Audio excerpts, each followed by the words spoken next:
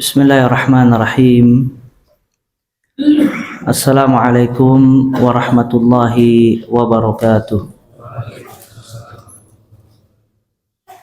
Alhamdulillahi rabbil alamin. Wabihi nasta'inu ala umuri dunya waddin. Wassalatu wassalamu ala ashrafil anbiya'i wal mursalin, Nabiyina Muhammadin wa ala alihi wa ashabihi wa man tabi'ahum bi ihsanin ila yaumiddin. Allahumma anfa'na bima 'allamtana wa 'allimna ma yanfa'una wa zidna 'ilma. Allahumma rahmataka narju fala takilna ila anfusina tarfata 'ain wa aslih lana syu'unana kullaha la ilaha illa ant.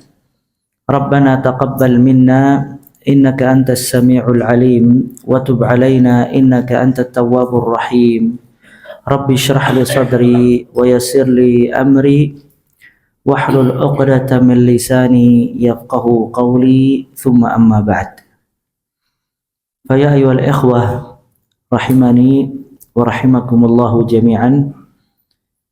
Pada kesempatan kali ini kita akan membahas tentang asas dan pokok atau di antara pokok akidah Ahlus Sunnah wal Jamaah, dan merupakan buah dari mentauhidkan Allah Azza wa Jalla, dan dibahas oleh para ulama di dalam kitab-kitab akidah, dan juga Allah Ta'ala banyak menyebutkan perkara ini di dalam Al-Quran, begitu juga Nabi Muhammad sallallahu alaihi wa ala alihi wasallam di dalam hadis, yaitu al-wala wal bara. Al-wala wal bara, loyalitas di dalam agama Islam. Al-wala artinya loyal, al-bara berlepas diri. Pembahasan ini merupakan asas pokok dasar akidah Ahlus Sunnah wal Jamaah dan buah dari tauhid. Karena seseorang tidak mungkin sempurna tauhidnya kepada Allah Azza wa Jalla kecuali apabila dia mencintai Allah, mencintai Rasul, kemudian mencintai orang-orang yang dicintai oleh Allah dan Rasulnya, dan mencintai amalan-amalan yang dicintai oleh Allah Subhanahu wa Ta'ala. Begitu juga tidak sempurna tauhid seseorang sampai dia membenci apa yang dibenci oleh Allah dan Rasulnya, kemudian membenci semua bentuk amalan yang dibenci oleh Allah dan Rasulnya, dan juga membenci orang-orang yang dibenci oleh Allah dan juga Rasulnya. Maka ini buah dari al-iman dan buah dari tauhid. Yang maka disebutkan di dalam hadis, man ahabba fillah wa abghadha fillah wa a'ta lillah wa mana'a lillah fadzalika urwatul iman. Barang siapa yang mencintai karena Allah, membenci karena Allah, memberi karena Allah, melarang atau menahan karena Allah, maka itu inti keimanan dan buah dari mentauhidkan Allah Azza wa Jalla. Dan tidak mungkin seseorang apabila dia mencintai Allah, jujur dalam kecintaannya kepada Allah, loyalnya kepada Nabi Muhammad sallallahu alaihi wa alihi wasallam, dia mencintai semua perkara yang dibenci oleh Allah Subhanahu wa Ta'ala. Ini mustahil. Dan ini menunjukkan ada yang tidak benar di dalam keyakinannya dan tauhidnya. Dan pembahasan al-wala dan al-bara semakin lebih urgensi untuk dikaji karena banyak manusia yang sesat di dalam bab ini. Sebagian di antara mereka ada ghulu berlebihan di dalam bab al-wala wal bara. Seperti orang-orang Khawarij yang dia mengkafirkan semua orang yang berbuat maksiat. Apabila seseorang jatuh di dalam dosa besar, maka dia keluar dari agama Islam, kufur, berlepas diri sepenuhnya. Ada juga kelompok yang dia tahawun, ya sangat tidak perhatian terhadap bab al-wala wal bara, bahkan sampai bisa masuk kepada derajat kufur. Seperti dia tidak menyatakan kufurnya orang-orang kafir, atau dia mengatakan semua agama sama, atau al-yahud wan nasara, orang Yahudi dan Nasara ikhwanuna, dia saudara-saudara kita juga. Maka dia tidak memberikan al-wala wal bara sebagaimana mestinya.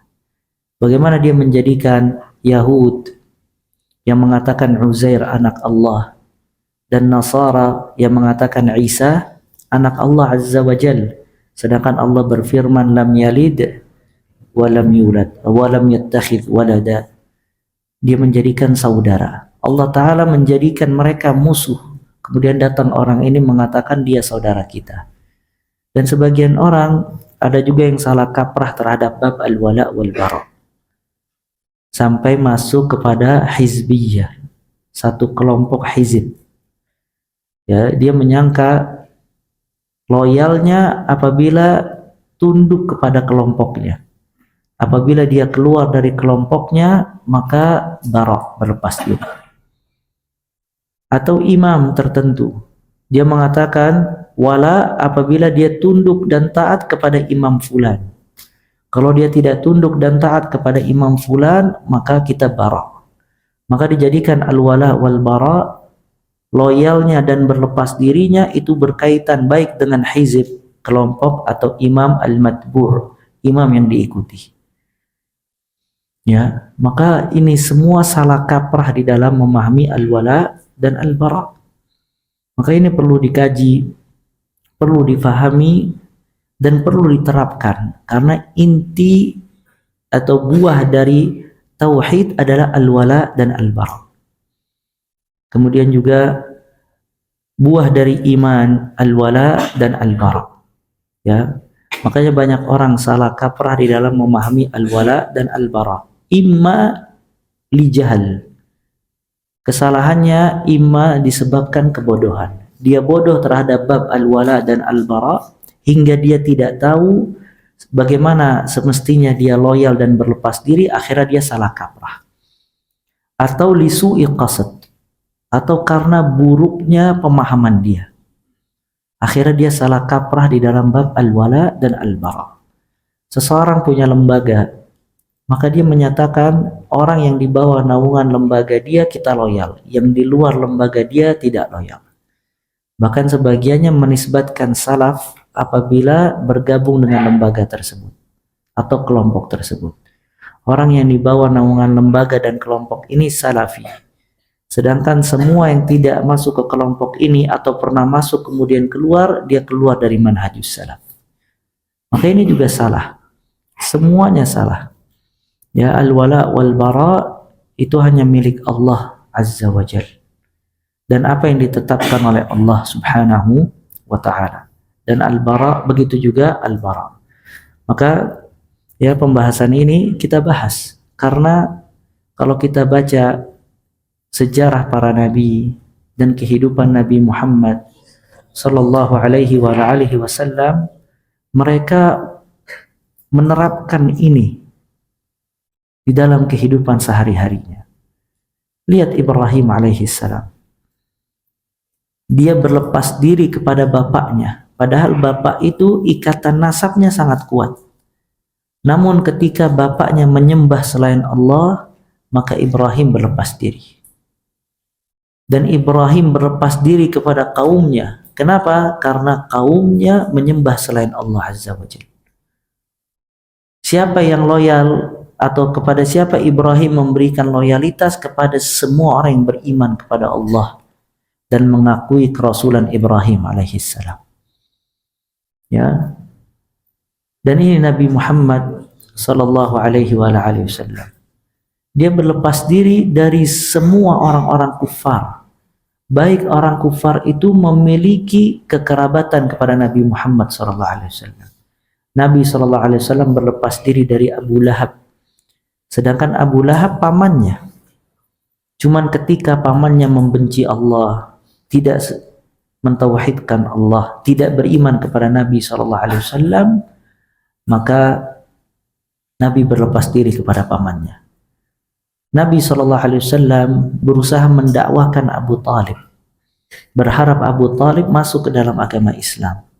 Namun ketika Abu Talib dia tidak masuk ke dalam agama Islam, maka Nabi SAW berlepas diri. Nabi tidak mendoakan kebaikan dan ampunan buat Abu Talib. Maka ini semua praktek al-wala dan al-bara. Lihat perang Badar.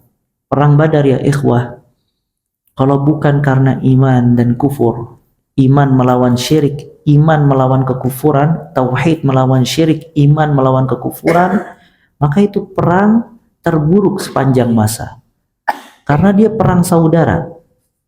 Ya, bapak ketemu anak, paman ketemu keponakan, adik ketemu kakak, karib kerabat satu dengan yang lainnya berperang, saling bunuh satu dengan yang lainnya. Ya, namun yang membedakan, yang satu membela iman Allah dan Rasulnya. Dia wala kepada Allah dan Rasulnya, dan dia bara, berlepas diri dari orang-orang musyrikin, walaupun mereka, bapak mereka, saudara mereka, atau karib kerabat mereka. Dan yang satu lagi wala kepada syirik. Dan dia berusaha membunuh semua orang yang beriman kepada Allah dan kepada Nabi Muhammad sallallahu alaihi wasallam. Hingga dikisahkan Abu Ubaidah bin Al-Jarrah radhiyallahu taala an, dia bertemu bapaknya pada perang Badar. Dia berusaha berkali-kali tidak ingin berperang dengan bapaknya. Cuman bapaknya tetap bersikeras untuk membunuh Abu Ubaidah bin Al-Jarrah. Hingga ketemu dua orang tersebut dan Abu Ubaidah membunuh bapaknya. Maka bagaimanapun juga seorang anak tetap tabi'i.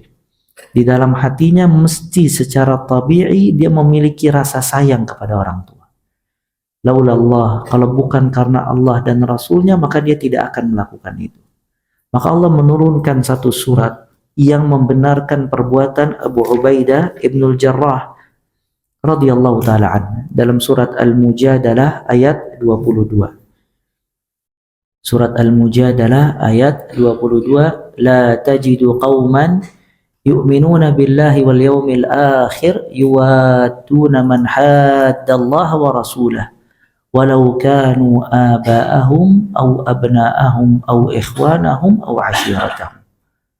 Kamu tidak akan menemukan satu kaum mereka beriman kepada Allah dan hari akhir, yuwadun, mereka mencintai orang-orang yang membenci Allah dan Rasulnya, walaupun mereka, bapak mereka, anak-anak mereka, saudara-saudara mereka, atau keluarga mereka. Jadi ayat ini menunjukkan kalau orang beriman kepada Allah dan hari akhir, maka nggak mungkin dia mencintai orang-orang yang membenci Allah dan Rasulnya, walaupun memiliki hubungan nasab yang sangat dekat. Sebagian ulama tafsir mengatakan kalau ayat ini diturunkan kepada Abu Ubaidah bin Al-Jarrah radhiyallahu taala. Ya, maka ini ya masail al-kibar, permasalahan yang sangat besar, asas yang harus dipelajari oleh kita semua agar kita mengetahui kepada siapa kita meletakkan wala kita dan kepada siapa kita meletakkan bara kita. Maka pembahasan ini supaya bisa difahami dijadikan beberapa poin. Yang pertama, definisi al-wala dan al-bara. Yang kedua, dalil-dalil seputar al-wala dan al-bara. Yang ketiga, penampakan ya atau contoh dari al-wala dan al-bara. Kemudian yang keempat, pembagian manusia di dalam bab al-wala dan al-bara. Dan yang kelima, kalau memungkinkan kita akan membahas tentang bahayanya mengucapkan selamat-selamat perayaan orang-orang kufar, kalau memungkinkan. Kalau tidak, mungkin nanti bisa berupa catatan kita share. Definisi al-wala dan al-bara, kata para ulama, al-wala itu berasal dari kata al-mahabbah, artinya kecintaan, kedekatan. Maksudnya secara syarak yaitu mencintai Allah, mencintai Rasulullah, mencintai amalan-amalan yang dicintai oleh Allah dan Rasulnya, Kemudian yang ketiga, mencintai orang-orang yang dicintai oleh Allah dan Rasulnya. Jadi al-wala mencintai Allah, mencintai Rasulullah, mencintai amalan-amalan yang dicintai oleh Allah, kemudian mencintai orang-orang yang dicintai oleh Allah Azza wa Jalla. Itu al-wala. Ya mahabbatullah wa rasulihi wa mahabbatu a'mal allati yuhibbuha Allah wa mahabbatu man ahabbahullah. Itu al-wala. Jadi kita mencintai Allah dan Rasulnya, karena mencintai Rasul termasuk dari mencintai siapa? Allah Azza wa Jalla. Seseorang apabila mencintai Allah, pasti dia mencintai Rasulullah. Karena buah mencintai Allah adalah ittiba', mengikuti petunjuk Nabi Muhammad sallallahu alaihi wa alihi wasallam. Kemudian yang kedua, mencintai amalan-amalan yang dicintai oleh Allah dan Rasulullah. Ya, karena kalau seseorang dia benar mencintai Allah, pasti dia mencintai semua amalan yang dicintai oleh Allah, begitu juga Rasulnya. Ya, Allah mencintai salat, maka dia melaksanakan salat. Allah mencintai tauhid, maka dia melaksanakan tauhid. Allah mencintai sedekah, maka dia bersedekah, dan seterusnya. Kemudian yang kedua, mencintai orang-orang yang dicintai oleh Allah dan Rasulullah. Ya. Atau mencintai orang-orang yang dicintai oleh Allah Azza wa Jalla. Ya, karena ada orang-orang yang dicintai oleh Allah. Yang paling pertama kita mencintai Nabi Muhammad sallallahu alaihi wasallam. Ya, karena tidak sempurna iman seseorang sampai dia mencintai Nabi Muhammad SAW melebihi segala sesuatu. Kemudian yang kedua, dia mencintai karib kerabat Nabi Muhammad SAW. Begitu juga istri-istrinya. Istri-istrinya dicintai, anak keturunannya dicintai, karib kerabatnya dicintai. Kemudian dia mencintai sahabat-sahabat Nabi Muhammad SAW. Kemudian dia mencintai semua orang-orang yang beriman dan orang-orang yang saleh secara umum. Dia mencintai, dia wala. Dia berikan kecintaannya kepada orang-orang yang beriman. Ya, Allah berfirman di dalam surah Al-Hasyr ayat 10. Allah Ta'ala berfirman, وَالَّذِينَ جَاءُوا مِنْ بَعْدِهِمْ يَقُولُونَ رَبَّنَا اغْفِرْ لَنَا وَلِإِخْوَانِنَا الَّذِينَ سَبَقُونَا بِالْإِيمَانِ وَلَا تَجْعَلْ فِي قُلُوبِنَا غِلًّا لِلَّذِينَ آمَنُوا. Wahai Rabb kami, dan orang-orang yang datang setelah mereka, yakni para sahabat, yaqulun, mereka berkata, Rabbana ighfir lana, ya Allah ampunilah kami, wali ikhwanina alladzina sabaquna bil iman, dan saudara-saudara kita yang mendahulukan kita dengan keimanan. Wala taj'al fi qulubina ghillan lil ladzina amanu, dan jangan kamu jadikan di dalam hati kita ghil, ya, hasad, kebencian terhadap orang-orang yang beriman. Dan doa ini ya ikhwah sering dibaca, karena manusia ini dia memiliki sifat al-baghi dan al-hasad. Di dalam hati itu ada hasad, dan hasad ini sebab terbesar yang menyebabkan perselisihan, permusuhan, kebencian, perpecahan di tengah-tengah orang-orang Islam. Maka dia baca doa ini agar hatinya bersih dari sifat hasad. Ibnu Taimiyah rahimahullah berkata, ma khala al-jasad min hasad, walakinnal karim yukhfi wal laim yubdih. Nggak ada hati yang terlepas dari hasad. Tapi Al-Karim, orang yang dermawan, yang mulia, dia menyimpan hasadnya, tidak diaplikasikan. Tapi orang yang hina, dia mengeluarkan rasa hasadnya tadi. Nah, maka kita baca doa ini agar kita benar-benar wala, loyalitas kepada orang-orang yang beriman. Bisa difahami ini ya, al-wala. Sedangkan al-bara, yaitu kita membenci semua yang dibenci oleh Allah dan Rasulnya. Membenci semua yang dibenci oleh Allah dan Rasulnya.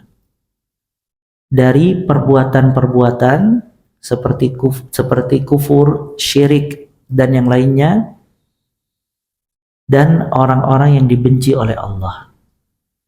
Ya, membenci semua yang dibenci oleh Allah dan Rasulnya, baik dari perbuatan-perbuatan seperti apa? Asyirik dan al-kufur. Begitu juga orang-orang yang dibenci oleh Allah.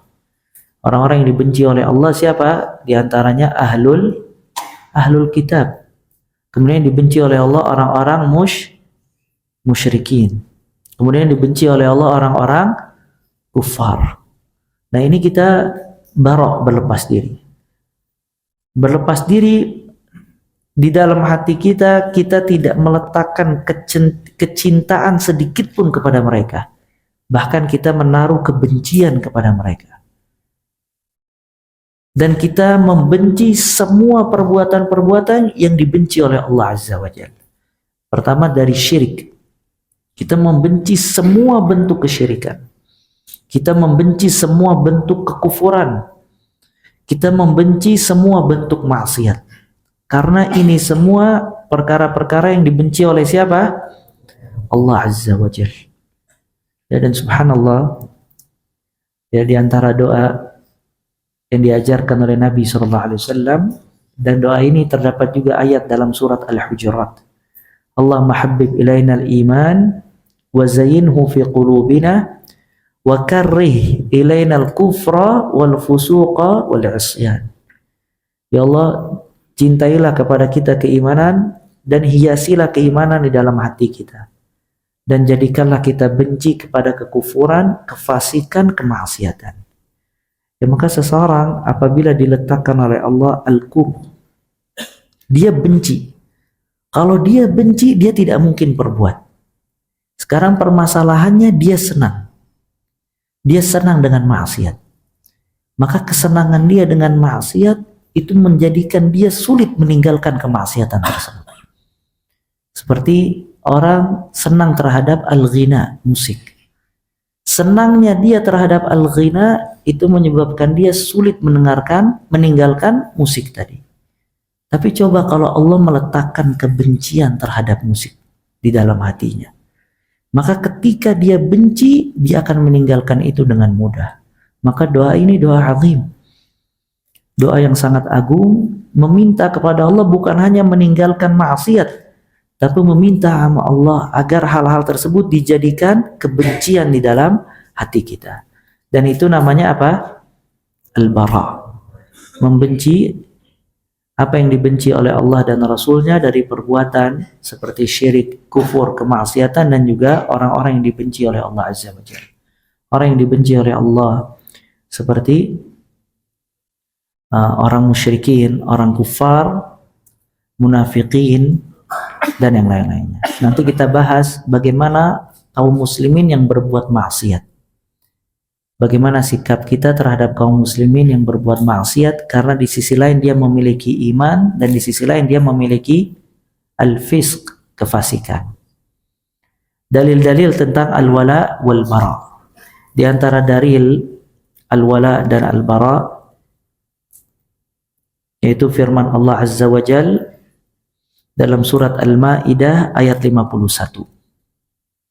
Surat Al-Maidah ayat 51.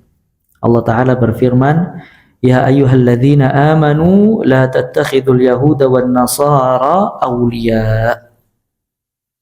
Wahai orang-orang yang beriman, jangan kamu jadikan orang Yahudi dan Nasara awliya, kekasih, wali. Kemudian di antara dalilnya juga surat Al-Mumtahanah ayat 1.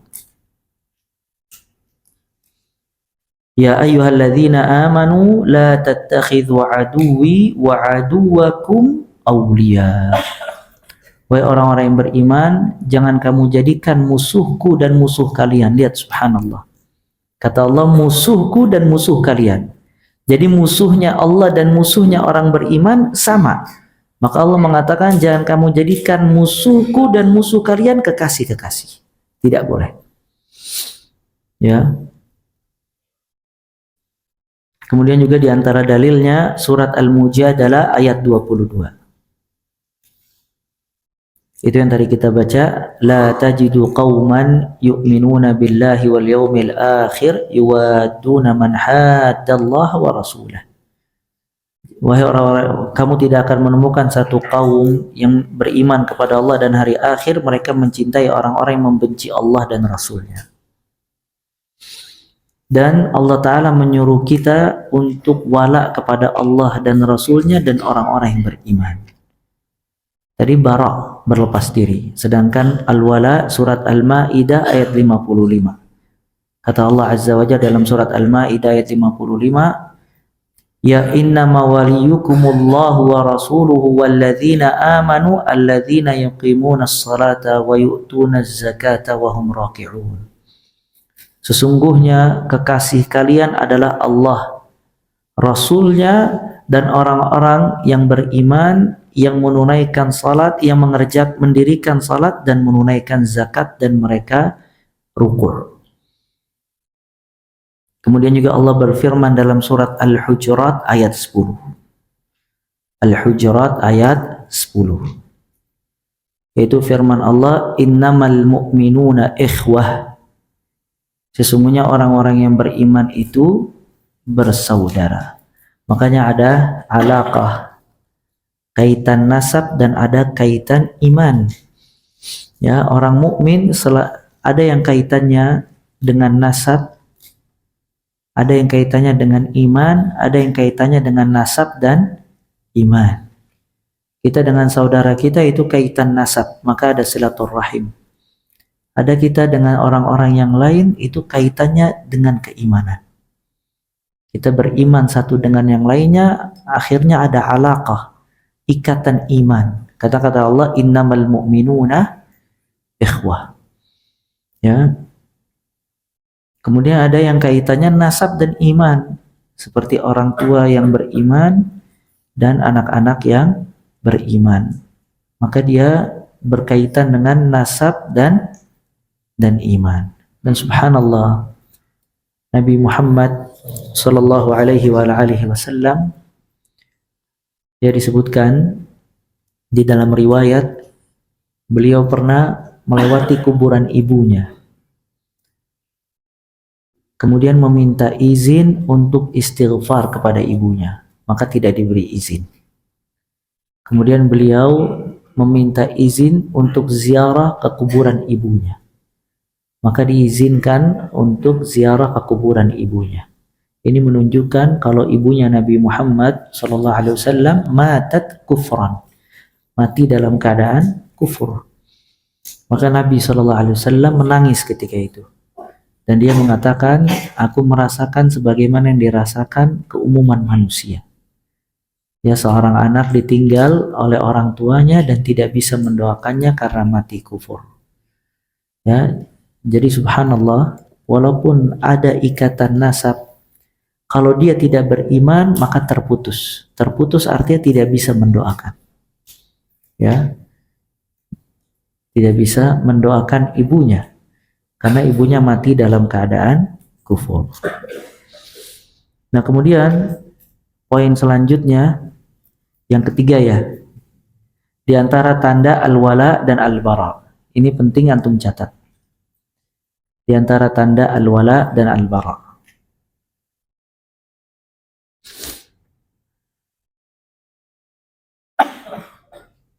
Di antara tanda al-wala dan al-bara, yang pertama, menyerupai orang-orang kufar di dalam pakaian, berbicara, dan yang lainnya.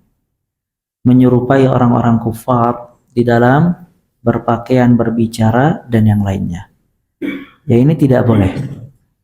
Ya, artinya kita wala, kita loyal atau kita bara, berlepas diri dari orang-orang kufar, yaitu tidak menyerupai mereka di dalam pakaian dan berbicara. Maksudnya apa? Pakaian yang khas. Memang kalau dipakai itu tanda, itu pakaian mereka. Kalau pakaian itu secara umum dan tidak khusus, maka tidak menjadi pakaian yang menyerupai mereka. Seperti kaos. Kaos ini tasyabuh bil kufar apa enggak? Enggak, karena semua orang pakai kaos. Hem, tahu hem apa? Kemeja. tasyabuh apa tidak? Tidak tasyabuh. Cuman topi kayak Natal gitu tasyabuh apa tidak? Tasyabuh. Ya. Dan yang lainnya. Maka nggak boleh kita menyerupai mereka dalam pakaian. Nggak boleh menyerupai mereka dalam cara bicara. Ya, nggak boleh menyerupai mereka yang menjadi khusus buat mereka. Kebiasaannya dan yang lain-lainnya. Ya, orang Islam tidak boleh menyerupai orang kufar dalam bab ini. Jadi antara hikmah kenapa dianjurkan untuk memanjangkan jenggot dan memotong kumis disebutkan di dalam riwayat Nabi Muhammad sallallahu alaihi wasallam melihat utusan orang non-muslim. Kumisnya tebal, jenggotnya dipotong. Maka Nabi SAW tidak suka melihat itu. Maka kata Nabi Muhammad SAW, "A'fu liha wa ahfu syawarib khaliful majus." Biarkanlah, panjangkanlah jenggot, tipiskanlah kumis, selisihilah majus, orang-orang majusi. Ya. Makanya antum lihat foto-foto raja-raja mereka. Kumisnya tebel-tebel, jenggotnya habis. Nah, maka orang Islam kalau manjangin kumis jenggotnya dicukur habis menyerupai mereka. Antum lihat foto raja-raja Portugis, pejuang-pejuangnya dan yang lainnya, ya, kumisnya tebel, ininya habis. Nah, maka sebagian syariat itu hikmahnya menyelisihi mereka. Seperti isbal. Antum lihat pakaian raja-raja non-muslim. Itu menjulur ke tanah. Baju kebesaran mereka itu sampai tanah. Pernah lihat apa enggak? Maka dilarang kaum muslimin untuk berbuat itu. Disuruh untuk di atas mata kaki. Sampai kata Nabi SAW, libasul mu'min ila nisfi saqai. Pakaian seorang mukmin itu setengah betis. Kalau nggak bisa baru dia turunin. Dan subhanallah, orang kalau berpakaian di atas mata kaki tawadhu. Dia merendahkan hatinya. Makanya isbal itu kalau ditambah dengan al-fakhr, kesombongan, dosanya lebih besar. Karena orang-orang dulu, raja-raja itu, dia menjulurkan pakaiannya sampai ke tanah, fakhran. Ada kebanggaan dan kesombongan. Maka datang Islam menyelisihi mereka. Ya, disuruh untuk di atas mata kaki. Nah, maka ini semua syariat Islam. Nah, seorang mukmin dia bangga dengan syariat ini. Jangan menyerupai orang kufar sedikit pun. Karena orang kufar, mujtama, masyarakat kufar itu masyarakat bahimi. Masyarakat yang menyerupai hewan ternak. Gak punya adab, ya, yang dia pikirkan makan, minum, dan melampiaskan syahwat. Dan sebagian mereka apabila berhubungan intim tidak tahu apa itu mandi junub. Bahkan sebagian mereka tidak bisa tahara dari buang air kecil, buang air besar. Bahkan sebagian mereka bisa berbuat zina di pinggir jalan. Bahimi. Dan Islam datang memuliakan orang-orang yang memeluk agama Islam. Makanya jangan tasyabbuh dengan orang-orang yang dihinakan oleh Allah Azza wa Jalla. Bisa difahami ya? Maka ini yang pertama. Maka kata Nabi Muhammad sallallahu alaihi wasallam, "Man tasyabbaha biqaumin fahuwa minhum." Barang siapa yang menyerupai satu kaum, maka dia dari golongan tersebut. Ya, hadis ini menunjukkan tasyabbuh bil kufar, menyerupai orang-orang kufar, kabair, termasuk dari dosa-dosa besar. Rambut, ya, modelnya model orang kufar. Ya, sampai sekarang subhanallah, nasallallahu al-afiyah, Allah mahdina. Sebagian perempuan pakaiannya sengaja dipendekkan tasyabbuhan bil kufar. Tasyabbuh kepada orang-orang kufar. Ya. Cara berjalan dan yang lain-lainnya. Kemudian yang kedua, di antara bentuk al-wala wal bara, yaitu tidak tinggal di negeri kufar. Tidak tinggal di negeri kufar dan pindah ke negeri kaum muslimin untuk menjaga agama. Tidak tinggal di negeri kufar dan pindah ke negeri kaum muslimin untuk menjaga agama. Ya. Karena tinggal di negeri kufar, ya negeri yang dibenci oleh Allah Azza wa Jalla, sulit untuk melaksanakan syariat Allah Subhanahu wa ta'ala. Dan orang tinggal di negeri kufar menunjukkan kalau dia ada loyal kepada orang-orang kufar. Oleh karena itu Nabi Shallallahu Alaihi Wasallam melarang kaum muslimin tinggal di tengah-tengah orang-orang kufar. Disebutkan di dalam hadis, inni bari, aku berlepas diri dari seorang muslim yuqim baina adhur al-musyrikin atau kama qala. Aku berlepas diri dari seorang muslim, dia tinggal di tengah-tengah orang-orang musyrik atau kufar. Ya, ini tidak boleh. Dalilnya surat An-Nisa ayat 97-98.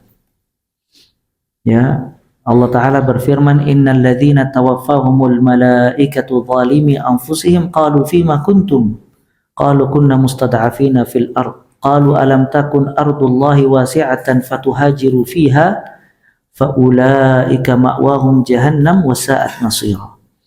Sesungguhnya orang-orang yang diwafatkan oleh malaikat, mereka menzalimi diri mereka, berkata fima kuntum, kenapa, bagaimana keadaan kalian? Artinya malaikat itu bertanya, ya, kenapa kalian tidak pindah? Maka mereka berkata, qalu kunna mustada'afina fil ard. Kita dulu orang-orang lemah di atas muka bumi. Qalu alam takun ardullahi wasi'atan fatuhajiru fiha. Bukankah bumi Allah itu luas maka kalian bisa hijrah?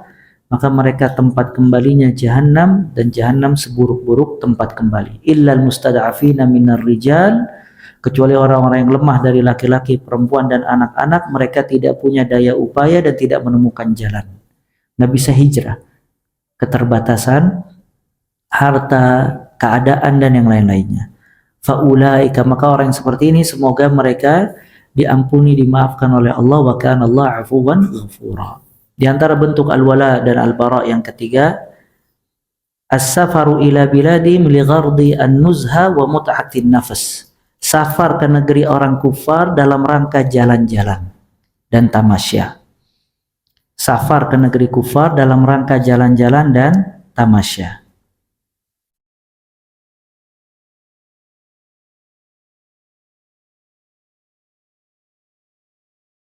Ini juga tidak boleh.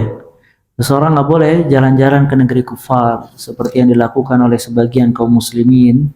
Mereka jalan-jalan ke barat, ke Amerika, Belanda, Rusia, ya, dan yang lain-lainnya. Tidak boleh, ya, karena negeri itu negeri kufar. Dan subhanallah, ya, di situ seseorang kalau datang dia akan melihat aurat. Di negara itu dihalalkan khamr, dihalalkan zina, ya, dan semua maksiat-maksiat yang lain. Nah, mungkin dia datang ke negeri itu kemudian merasa nyaman di negeri tersebut. Dan sebagian orang datang ke negeri tersebut membawa anak-anak mereka yang kecil. Maka anak-anak itu datang ke negeri tersebut melihat kebiasaan orang-orang kufar. Enggak secara langsung orang tuanya mendidik anaknya untuk melihat kepribadian yang buruk. Ya, padahal sepatutnya bagi orang tua hatta di dalam rumah dia menjaga anaknya. Kalau misalnya memang lihat HP, dilihat apa yang dilihat. Kalau ada suara musik disuruh matikan. Kalau ada hal-hal yang tidak baik disuruh ganti dan seterusnya. Sedangkan ini orang tua membawa anak-anaknya ke negeri kufar. Begitu juga tidak boleh seseorang jalan-jalan atau ke daerah yang di situ banyak maksiat. Mungkin sekarang seperti orang itu jalan-jalan ke Bali, tapi Bali kan besar. Cuman di situ ada tempat maksiatnya, pantainya, atau yang di situ ada maksiat. Jangan dia datang ke tempat tersebut, terlarang, haram. Kenapa? Karena tempat itu tempat maksiat, ya. Nah, ini semua harus diperhatikan. Kemudian di antara bentuk al-wala dan al-bara, yaitu menolong orang-orang kufar dalam mencelakakan kaum muslimin. Menolong orang-orang kufar dalam mencelakakan atau menghina kaum muslimin. Ya, menolong orang-orang kufar dalam mencelakakan atau menghina kaum muslimin. Ini juga tidak boleh. Ya, orang kufar dia sedang membunuh kaum muslimin atau orang kufar menghina kaum muslimin, yang kita bela orang kufarnya. Ya, bukan orang Islam. Kayak sekarang sebagian saudara-saudara kita lagi perang, yang kita bantu bukan orang Islamnya. Malah yang kita bantu, nasallallahu al-afiyah, orang kufarnya. Atau kita cela orang muslim sedangkan dia sedang dibantai oleh kaum orang-orang kufar. Ya, ini semuanya tidak boleh. Ya. Kemudian di antara bentuk al-wala dan al-bara yang terlarang yaitu memberikan mansib, kedudukan dan kepemimpinan kepada orang-orang kufar. Memberikan kedudukan dan kepemimpinan kepada orang-orang kufar.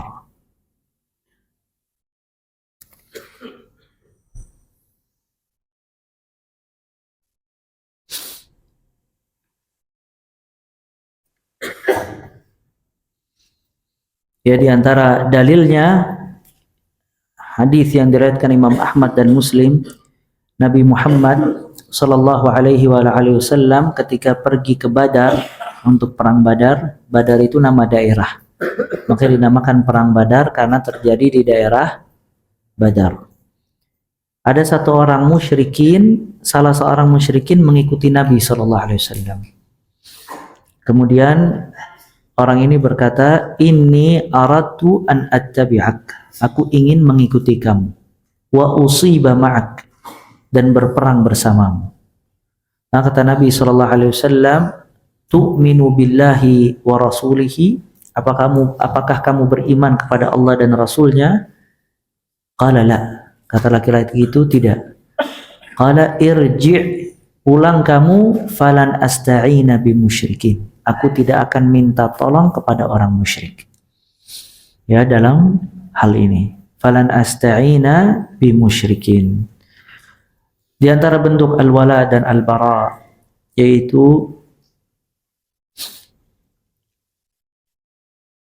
memakai tanggalan-tanggalan mereka. Memakai tanggalan-tanggalan dan kalender mereka. Khususnya yang berkaitan dengan hal perayaan-perayaan mereka.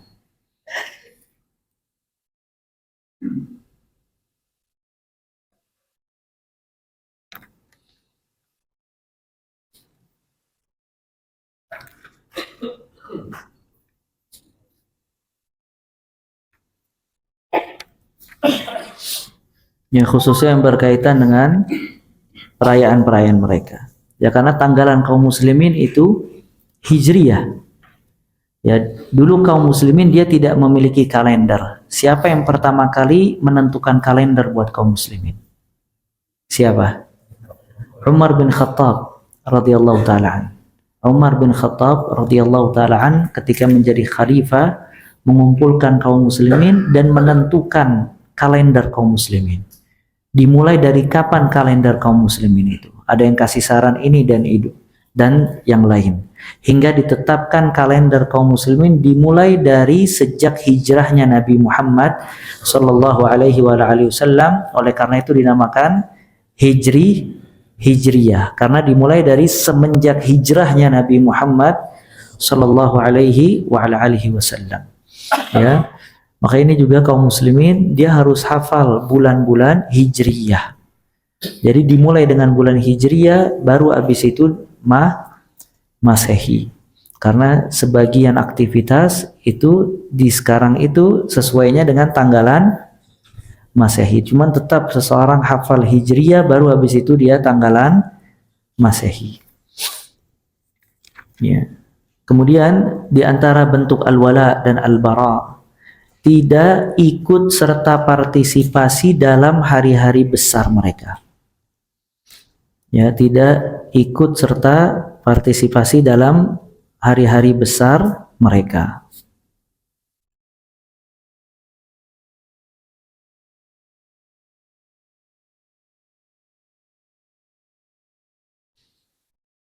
Ya, ini juga tidak boleh.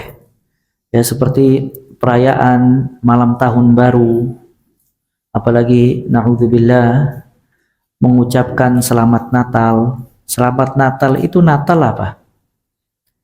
Natal itu kalau antum cek dia berasal dari bahasa Portugis, artinya kelahiran. Maksudnya kelahiran siapa? Kelahiran Yesus Kristus. Dan mereka meyakini Yesus yang mengucapkan Natal itu adalah anak Allah. Sedangkan kita kaum muslimin meyakini bahwasanya Allah itu lam yalid wa lam yulad. Dan perkara yang paling besar dibenci oleh Allah Azza wa Jal termasuk mencela Allah dan mengganggu Allah, mengatakan kalau Allah itu memiliki anak. Karena meyakini Allah memiliki anak selain kufur itu mengurangi kebesaran Allah Azza wa Jalla. Memiliki anak artinya memiliki pendamping, dan memiliki anak memiliki istri. Karena nggak mungkin memiliki anak tanpa istri. Dan ini semuanya menunjukkan kelemahan. Kenapa manusia perlu anak? Karena dia lemah. Kenapa manusia perlu pendamping hidup dari istri? Karena perlu melampiaskan syahwat. Sedangkan Allah walam yakul lahu kufuwan ahad. Ya. Nah, maka ketika seseorang mengucapkan selamat Natal, tidak secara langsung dia maksudnya menyetujui keyakinan orang-orang Nasara kalau Allah itu beranak pinak. Karena mereka meyakini kalau Isa adalah anak Allah Azza wa Jalla, ta'ala Allahu amma yaqulun. Dan kita meyakini kalau Allah lam yalid wa lam yulad wa lam yakul lahu kufuwan ahad. Ya. Dan antum baca tentang ayat-ayat yang berkaitan Allah memiliki anak, ayat-ayatnya itu ngeri. Ya.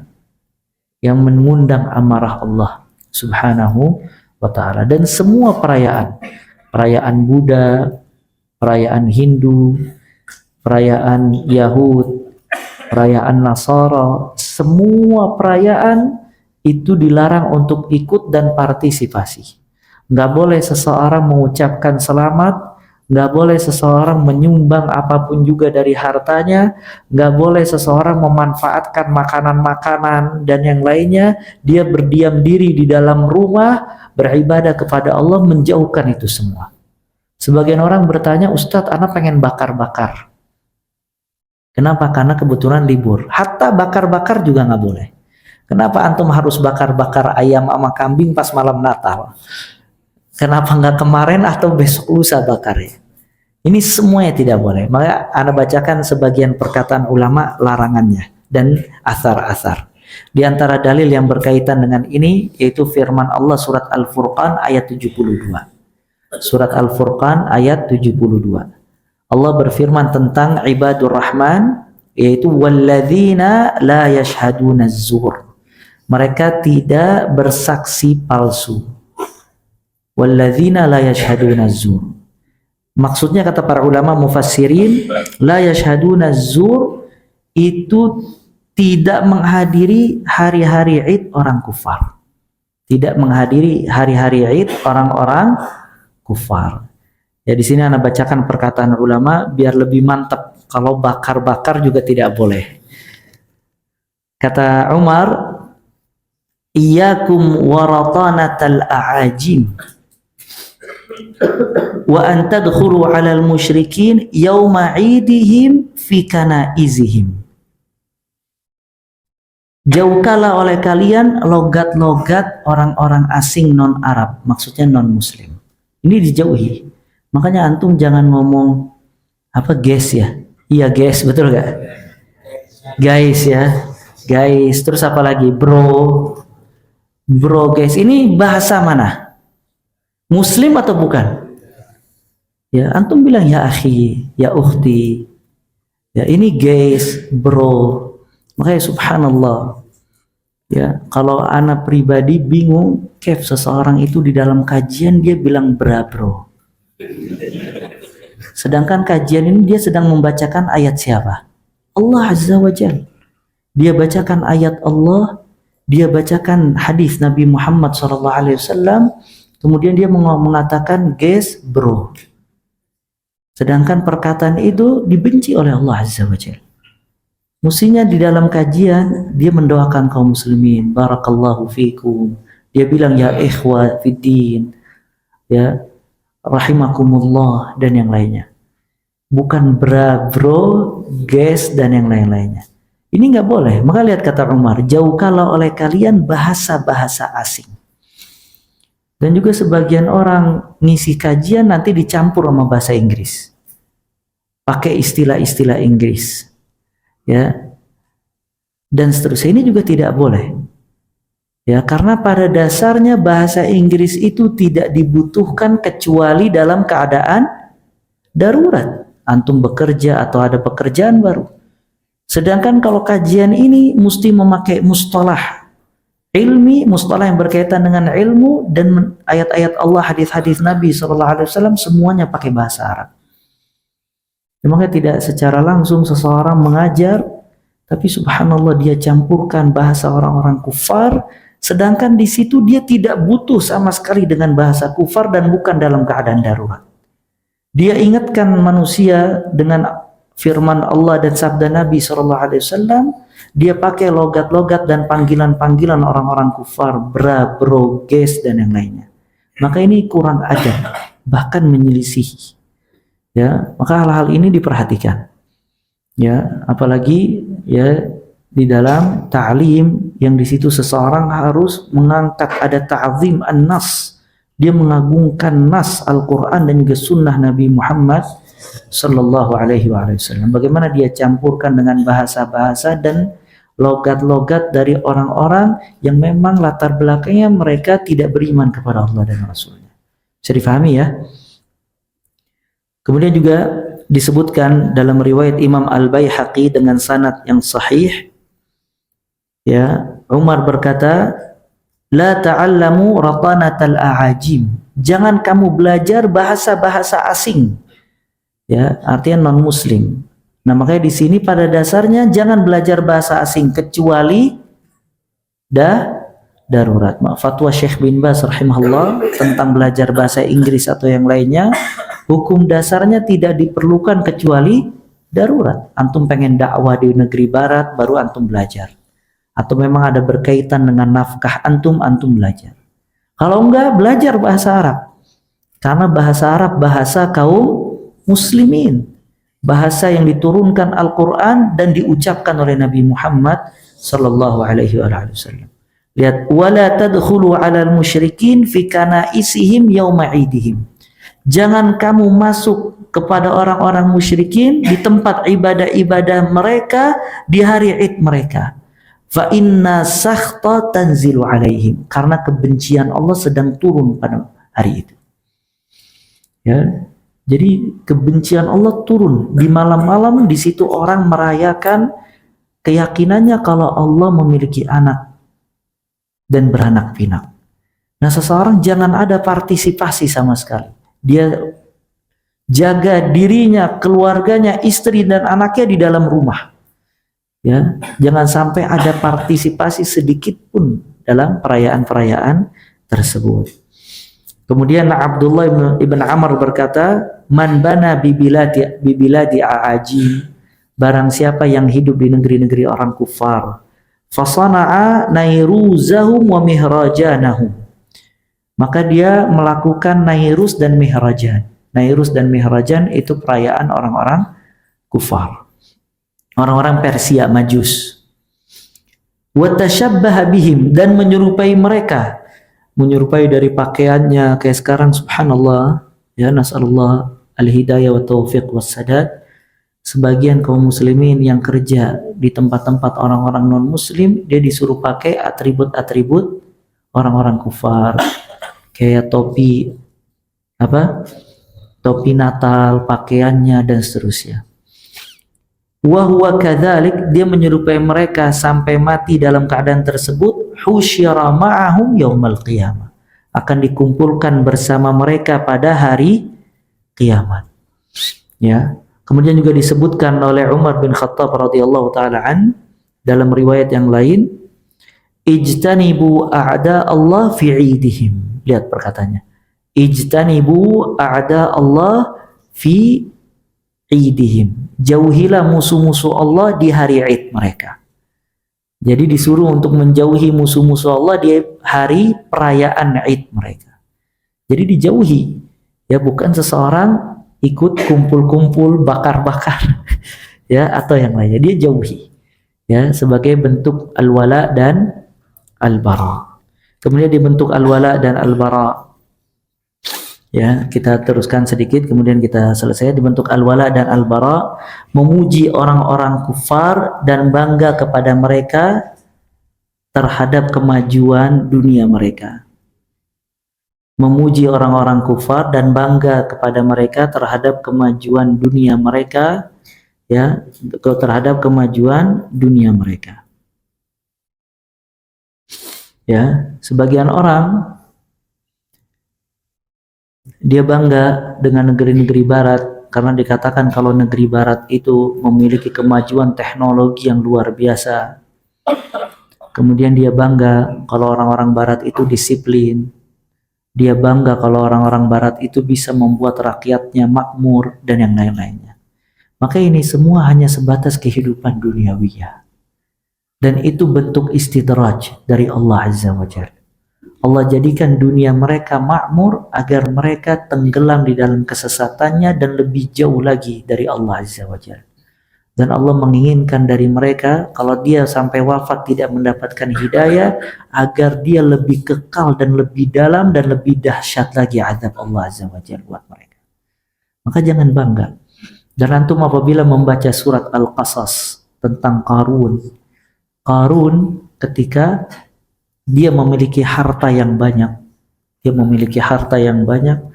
orang-orang sekelilingnya bangga dengan Qarun. Dia menyangka kalau Qarun dikasih keistimewaan oleh Allah Azza wa Jalla dengan hartanya. Namun subhanallah, ketika Qarun ditenggelamkan oleh Allah ke dalam bumi dengan hartanya, baru orang-orang di sekitar itu tersadar kalau ternyata apa yang Allah berikan kepada Qarun itu bukan keutamaan sama sekali. Ya.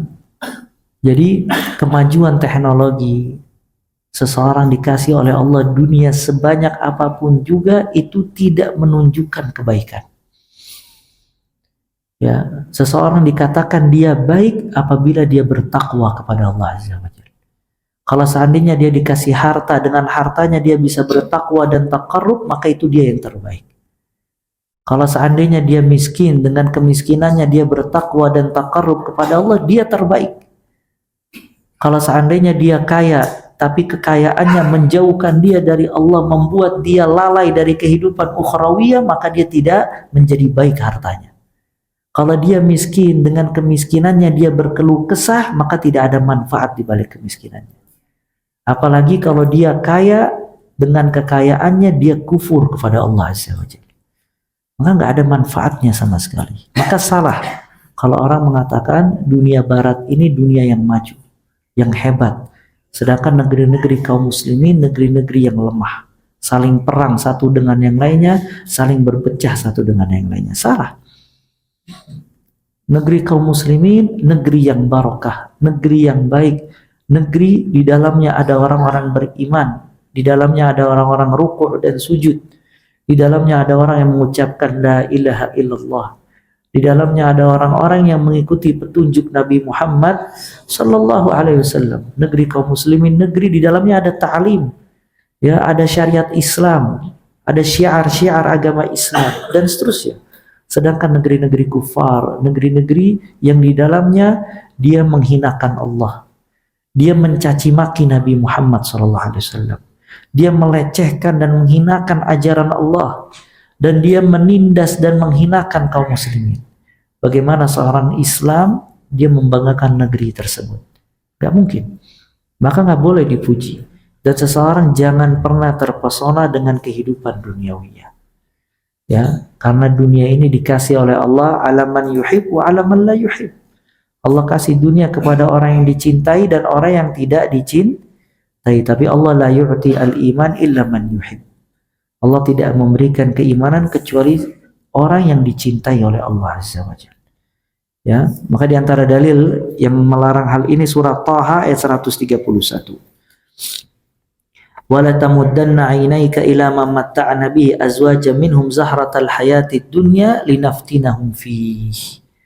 Ya, jangan kamu condong pandanganmu dengan apa yang kita berikan kepada mereka dari kehidupan duniawi, maksudnya kepada orang-orang kufar. Linaftinahum fihi. Kami ingin menguji mereka di dalamnya. Wa rizqu rabbika khairun wa abqa, dan rizki Rabb kamu lebih baik dan lebih kekal. Kemudian di antara bentuk al-wala dan al-bara at-tasammi bi asma'ihim, menamakan anak dengan nama-nama mereka. Menamakan anak dengan nama-nama mereka ini juga tidak boleh. Nggak boleh kita menamakan anak kita dengan apa misalnya? David. Ya, David. Ya, atau yang Charles atau yang lain-lainnya. Ya. Dan yang lain tidak boleh. Tapi kita menamakan nama anak-anak kita dengan nama-nama Islam, dan nama ini doa, satu harapan. Makanya khairul asma, sebaik-baik nama Abdullah dan Abdurrahman. Kenapa dia menjadi nama yang paling terbaik Abdullah dan Abdurrahman? Karena nama itu dinisbatkan kepada Allah dan ada penghambaan kepada Allah Azza wa Jalla. Abdullah hamba Allah dan Abdurrahman hamba Ar-Rahman. Kemudian di antara bentuk al-wala dan al-bara yang terakhir, al-istighfar wa tarahum. Dilarang meminta ampun dan mendoakan rahmat kepada orang-orang musyrikin. Dilarang memintakan ampun dan mendoakan rahmat kepada orang-orang kufar dan musyrikin.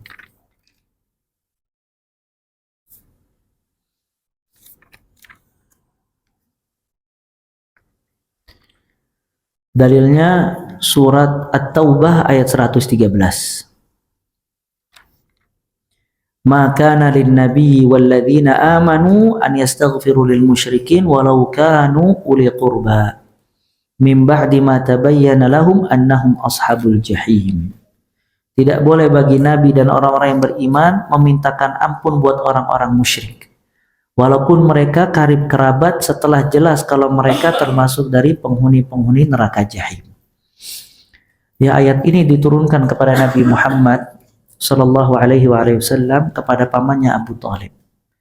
Abu Talib di akhir hayatnya Nabi Sallallahu Alaihi Wasallam berharap kalau Abu Talib masuk Islam. Maka Nabi mendakwakan. Kata Nabi Sallallahu Alaihi Wasallam, ya ammi qul la ilaha illallah kalimatan uhajjulaka biha indallah. Wahai pamanku, ucapkanlah la ilaha illallah. Dengan kalimat itu aku bisa membelamu, berhujat di hadapan Allah Azza wa Jalla. Tapi Abu Talib apabila melihat Abu Jahal bersama kawan-kawannya, Abu Jahal berkata, atarghab an millati Abdul Muttalib. Apakah engkau akan meninggalkan ajarannya Abdul Muttalib? Akhirnya ragu-ragu Abu Talib. Sampai di akhir hayat dia mengucapkan, ana ala millati Abdul Muttalib. Aku di atas ajarannya Abdul Muttalib, syirik. Maka kata Nabi SAW setelah wafat, la astaghfiranna lak ma lam unha'an. Aku akan memintakan ampun buat engkau wahai pamanku selama aku tidak dilarang. Karena pamannya memiliki jasa besar buat Nabi SAW di dalam berdakwah. Ya, maka Nabi SAW berharap jasanya ini tidak disia-siakan oleh Allah. Maka dia wafat dalam keadaan musyrik. Nabi SAW ingin diampuni dosanya oleh Allah. Akhirnya turun ayat ini. Surat At-Taubah ayat 113. Allah melarang Nabi SAW untuk mendoakan Abu Talib. Kenapa? Karena Abu Talib mati dalam keadaan kufur. Sampai kata Nabi, disebutkan di dalam riwayat, laula ana lakana fid darki asfali minan nar. Kalau bukan karena syafaatku, maka Abu Talib ini dikerak api neraka. Cuman karena syafaat Nabi Muhammad SAW, Abu Talib berada di atas api neraka memakai terompah. Terompah itu sendal ya. Dan kepalanya mendidih kepanasan dari api neraka. Dan itu orang yang paling ringan azabnya penghuni neraka. Jadi Abu Talib tetap tidak bisa lepas dari azab Allah Azza wa Jalla. Kenapa Abu Talib disiksa oleh Allah? Karena tadi perkataan Nabi SAW, dia dikerak api neraka kalau bukan karena syafaat Nabi SAW, karena dia mengetahui hak, dia tidak mengerjakannya. Dan orang kalau udah mengetahui hak, dia tidak mengerjakannya, dosanya lebih besar dibandingkan orang yang tidak mengetahui hak jatuh di kesalahan. Abu Thalib tahu yang dibawa oleh Nabi SAW benar, tapi dia enggan memeluk Islam karena gengsinya dan berat meninggalkan agama Abdul Muttalib. Maka dia diazab oleh Allah Azza wa Jalla. Ya, maka ini subhanallah, seseorang apabila wafat dalam keadaan musyrik, kesian. Ya, dia tidak mendapatkan doa kaum muslimin dan dia tidak mendapatkan rahmat dari kaum muslimin. Oleh karena itu orang Islam tidak boleh dimakamkan di pemakaman orang-orang kufar. Kenapa? Kalau dia dimakamkan di pemakaman orang-orang kufar, dia tidak mendapatkan doa dari kaum muslimin. Orang Islam harus dimakamkan di pemakaman kaum muslimin. Ini juga jangan sampai orang Islam dimakamkan di pemakaman keluarga belakang rumah. Nggak ada yang doain nanti dia. Dimakamkan di pemakaman kaum muslimin, karena setiap orang yang datang dia mengucapkan Assalamualaikum ya ahlad diyar minal mu'minina wal muslimin, nas'alullah ta'ala lana wa lakumul afiyah wa inna insyaallahu bikum lahiqun. Dia dapat doa kebaikan dari kaum muslimin. Ya, nah maka orang musyrik dan yang lainnya kesian. Nah, dan yang terakhir ya ikhwah, ada poin penting yang akan kita sampaikan, pembagian manusia dalam al-wala dan al-bara. Ini antum catat biar tidak salah paham. Pembagian manusia di dalam al-wala dan al-bara. Manusia di dalam al-wala dan al-bara dibagi menjadi 3 kelompok. Manusia di dalam al-wala dan al-bara dibagi menjadi 3 kelompok. Kelompok pertama yang kita memberikan wala kita sepenuhnya kepada mereka. Kelompok yang pertama yaitu kita memberikan wala kita sepenuhnya kepada mereka. Ya, memberikan wala, loyal dan cinta kita sepenuhnya kepada mereka, yaitu mereka orang-orang yang beriman kepada Allah dan juga saleh. Orang-orang yang beriman kepada Allah dan saleh. Jadi kalau ada orang saleh, orang beriman, dia menjaga batasan-batasan Allah, dia menjalankan syariat Allah, maka kita mencintai dia sepenuhnya karena Allah Azza wa Jalla. Ya, yang paling pertama Nabi Muhammad SAW. Kemudian keluarga mereka, sahabat-sahabat keluarga Nabi SAW, sahabat-sahabat dan seterusnya. Yang kedua, kelompok manusia yang kita barok, berlepas diri dari mereka sepenuhnya. Ya, kelompok manusia yang kita berlepas diri dari mereka sepenuhnya, nggak ada wala sedikit pun, nggak ada cinta sedikit pun. Siapa mereka? Yang kita barok, berlepas diri sepenuhnya tanpa wala. Siapa? Orang-orang kufar. Orang-orang kufar, musyrikin, munafikin, dan semacamnya. Orang-orang kufar, musyrikin, munafikin, dan yang lainnya. Yang ketiga, kita memberikan wala di satu sisi dan memberikan barok di sisi yang lain. Memberikan wala, loyal, cinta di satu sisi, dan memberikan al-bara di sisi yang lain. Yang memberikan wala di satu sisi dan memberikan al-bara di sisi yang lain. Siapa mereka? Orang-orang beriman yang bermaksiat. Orang-orang beriman yang bermaksiat. Orang-orang beriman yang bermaksiat. Jadi orang-orang beriman tapi dia mencampurkan antara iman dengan maksiat, kita kasih wala. Kenapa kita kasih wala? Cinta karena dia ada iman. Nah, konsekuensi iman wala kita kepada dia, kita menasehati, kita menegur. Kalau emang dia minta duit, kita tahu duitnya untuk yang haram, kita tahan. Kita sabar dalam mendakwakan dan yang lainnya. Tapi di sisi lain kita barok, berlepas diri. Bagaimana berlepas diri? Kita berlepas diri dari kemaksiatan mereka. Dia minum khamar, kita benci. Dia berbuat zina, kita benci. Dia judi, judi online sekarang ya. Judi kita benci. Ya, kita benci. Cuman kebencian kita tidak seperti orang kufar. Nah, maka di sini kesalahan sebagian kaum muslimin. Kaum muslimin apabila ada lihat orang Islam atau orang mukmin dia bermaksiat, dia membencinya seperti membenci Yahudi dan Nasrani. Ya, nggak diucapkan salam, nggak silaturahim, bahkan dia menaruh kebencian kepada saudaranya sampai dia masuk ke liang lahat. Nah, ini nggak boleh, salah. Kita benci di satu sisi dan kita sayang di sisi yang lain, ya. Maka kaum muslimin harus dirahmati dan juga berkasih sayang. Ya, dulu kita pernah bawakan hadisnya. Ada satu sahabat Nabi Muhammad sallallahu alaihi wasallam, kana yudhikur Rasul. Dia suka membuat Nabi sallallahu alaihi wasallam tertawa. Cuman dia suka minum khamar. Setiap minum khamar maka yuqam alaihi al-had. Dia dicambuk.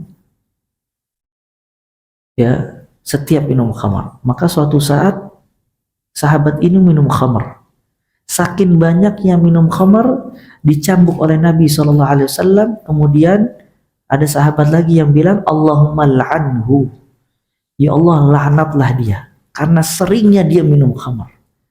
Maka kata Nabi SAW, la tal'anu. Fa inni la a'lam minhu illa annahu yuhibbullah wa rasulah. Jangan kamu laknat dia. Karena aku tidak mengetahui dari dia melainkan dia mencintai Allah dan Rasulnya. Lihat, ini minum khamar dosa apa enggak? Dosa. Dosanya dia tetap dikasih had hukuman. Tapi lihat Nabi SAW melihat dia ada iman, dicintai oleh Nabi SAW. Kata Nabi, aku tidak melihat ini kecuali dia mencintai Allah dan Rasulnya. Maka ada dalam satu orang iman, cinta kepada Allah dan Rasulnya, tapi di sisi lain ada kemaksiatan. Maka kadang sebagian orang dia terperdaya dengan hawa nafsu, belum bisa melawan hawa nafsu. Dia terbelenggu dengan syahwat, belum bisa keluar dari kegelapan syahwat. Ada sebagian orang dia terbelenggu dengan syubhat, dia belum bisa keluar dari kegelapan syubhat. Cuman subhanallah dia ada iman. Dia nggak pernah ninggalin sholat. Dia baik sama orang tuanya. Dia jujur dalam muamalah. Cuma memang ada beberapa hal dia belum bisa ninggalin. Dia masih lemah, terpedaya oleh syaitan, hawa nafsu. Nah, jadi jangan sampai pandangan kita kepada orang ini, kita memandang dia seperti Yahudi dan Nasoro. Ya, ditinggalkan, tidak dinasehati, tidak dikasih tahu. Kita kasih sayang dan kasihan melihat dia karena dia berbuat maksiat, tapi di sisi lain kita juga cinta karena dia mukmin. Ya, kita berharap kebaikan dari dia agar dia dikasih hidayah oleh Allah, dinasehati, dikasih tahu dan seterusnya. Maka subhanallah, kalau orang kenal al-wala wal bara, masyarakat ini kalau mengenal al-wala dan bara, maka menjadi masyarakat yang baik. Karena dia tahu kepada siapa dia bara, dia tahu kepada siapa dia wala, dan dia tahu kepada siapa harus menaruh wala di satu sisi dan barok di sisi yang lain. Ya, maka subhanallah ketika dia lihat orang mukmin berbuat maksiat, maka dia nasihati, dia kesian. Ya, sebagian orang ngelihat cinta sama orang kufar dan dia benci sama orang mukmin karena maksiat. Sebenarnya orang mukmin yang berbuat maksiat lebih utama dibandingkan orang kafir. Ya, cuma dia cinta sama orang kafir, pemain bola kafir dan yang lainnya, tapi dia benci sama orang mukmin yang berbuat maksiat. Ini juga salah. Ya. Nah, ini yang bisa kita sampaikan, semoga bermanfaat. Ya. Kita memohon kepada Allah Azza wa Jalla agar Allah menjadikan kita orang-orang yang saleh, yang bertakwa, dan Allah karuniakan kepada kita ilmu yang bermanfaat dan amalan saleh. Allah jaga akidah kita, agama kita dari semua syubhat dan juga syahwat. Dan juga kita memohon kepada Allah Azza wa Jalla keberkahan dari usia, waktu, ilmu dan semua yang Allah berikan. Dan juga kita memohon kepada Allah Subhanahu wa taala agar Allah memudahkan urusan kita dan menjadikan keluarga kita keluarga yang sakinah, mawaddah, warahmah, dan menjadikan anak-anak kita anak-anak keturunan yang saleh dan juga salehah. Allahumma qsim lana min khasyatika ma tahulu bihi bainana wa baina ma'asiyatik, wa min ta'atika ma tuballighuna bihi jannatak, wa min al-yaqini ma tuhawwinu alaina masa'ib ad-dunya, Allahumma matti'na bi asma'ina wa absarina wa quwwatina ma ahyaytana waj'alhu waritha minna waj'al tha'rana 'ala man zalamana wansurna 'ala man 'adana wa la taj'al musibatana fi dinina wa la taj'alid dunya akbara hammina wa la mablagha ilmina wa la tusallit 'alaina man la yarhamuna. Allahumma ya muqallibal qulub tsabbit qulubana 'ala dinik wa ya musarrifal qulub sarrif qulubana 'ala ta'atik. Allahumma inna nas'aluka الهدى والتقى والعفاف والغنى. اللهم إنا نسألك فعل الخيرات وترك المنكرات وحب المساكين وأن تغفر لنا وترحمنا وإذا أردت فتنة قوم فتوفنا غير مفتون ونسألك حبك وحب من يحبك وحب عمل يقربنا إلى حبك. ربنا اغفر لنا ولوالدينا وارحمهم كما ربونا صغارا. ربنا هب لنا من أزواجنا وذريتنا قرة أعين واجعلنا للمتقين إماما. اللهم اجعل أعمالنا كلها صالحة واجعلها لوجهك خالصة ولا تجعل لأحد فيه شيئا. ربنا تقبل منا إنك أنت السميع العليم وتب علينا إنك أنت التواب الرحيم. ربنا آتنا في الدنيا حسنة وفي الآخرة حسنة وقنا عذاب النار. وصلى الله وسلم وبارك على عبدك رسولك محمد وآخر دعوانا عن الحمد لله رب العالمين. سبحانك اللهم وبحمدك أشهد أن لا إله إلا أنت أستغفرك وأتوب إليك.